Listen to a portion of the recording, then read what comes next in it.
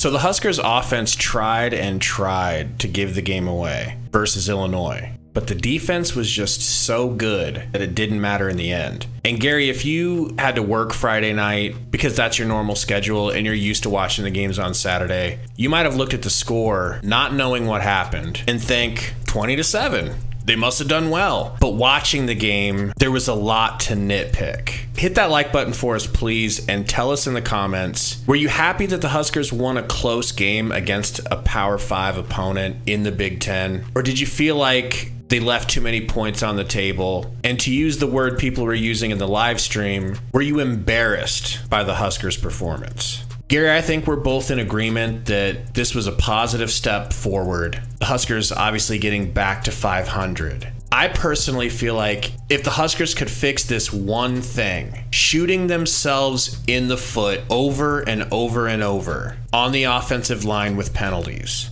the schedule is friendly enough that they can finally reach a bowl game, which would be a major success in a year one rebuild with Matt Rule. I agree. Obviously, your defense is going to have to maintain what it's been doing and in certain areas improve, as crazy as that sounds, as well as they've done all but one game, especially against the run. If you ask most people, Husker fans and people who just watch college football in general, the weakest link for Nebraska is and has been the offensive line, right? So something as fixable as penalties, more specifically false starts in illegal formations, that would take them a step beyond where they're at and where they've been. As lackluster as it is, the offensive line is playing a step above where it's played the last couple of years. That's not to say it's a top tier or even an average or above average offensive line. It's just a little bit better than it has been. So like you said, if you can take away the self-inflicting wounds and leave that offense out there a little longer, your running game can move the ball, and your running game has gotten you in the end zone more often than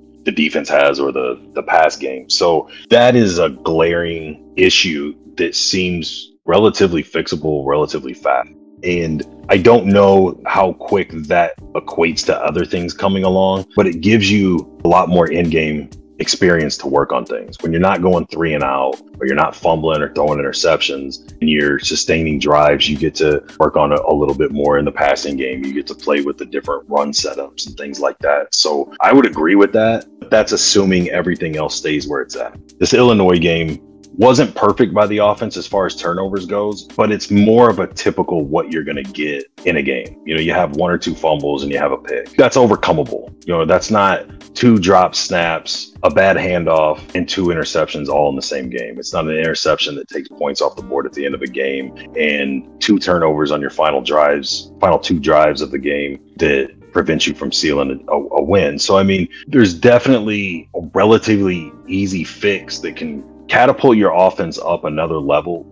In order to have such a vanilla, below average, I would say, offense, the defense is going to have to keep doing what it's been doing, and it's going to have to probably add a few wrinkles here and there, because as you get deeper into the schedule, there's more film on you. Teams know what you like to do. They start to pick up on tendencies and things like that. But to your initial point about the ugly win versus the embarrassing win, or however you want to word it, I've accepted the fact that this is not a Deion Sanders in Colorado rebuild. This is a long game of chess type of process that's going to take very small steps that will turn into medium-sized steps that hopefully will turn into bigger steps 1, 2, maybe even 3 years down the road before Nebraska's where everybody wants them to be at, and everybody can be kind of on the same page as far as excitement and optimism about what Rule's doing with the rebuild. But saying that, when's the last time we had an ugly game, we didn't score in the second half, and we were the ones that won? I don't know. It's been forever as far as I'm concerned. Maybe if we went back through and looked, it's not that long ago, but it just seems like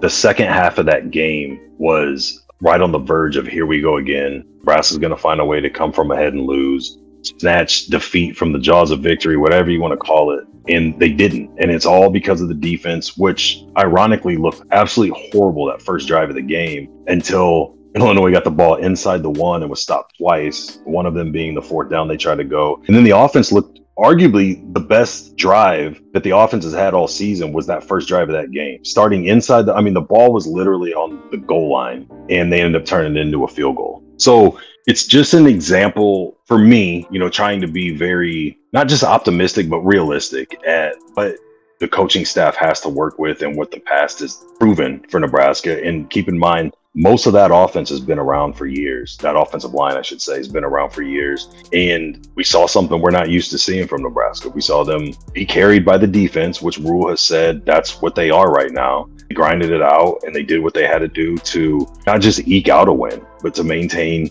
the lead they had going into halftime. And they did enough in the second half to not give up any more points. Obviously, they didn't get any, but you didn't have to, and that's a luxury that some of the top teams in the country wish they had. There's a lot of top teams. You look at TCU last year; they had to score 50 points just to win. They were giving up 40 points a game, 45 points a game. So I think it's a great step in the right direction. I understand all the people that aren't as optimistic about it as we are because they want things bigger and better and faster. I don't think you're going to get that with a Matt Rule squad, no matter where he goes, but you're definitely not getting it with what's there currently. The guys that are there currently obviously can develop and become better. And I fully expect as he continues to recruit that position by position, you're going to see things get a little bit better. And you're going to see the offense, whether it's still Satterfield or not, hopefully White sticks around, doesn't take a head coaching job at the end of the year. But as guys come up getting developed in this system and they're not learning it in one off season, I think you'll start seeing bigger strides being taken as time goes on.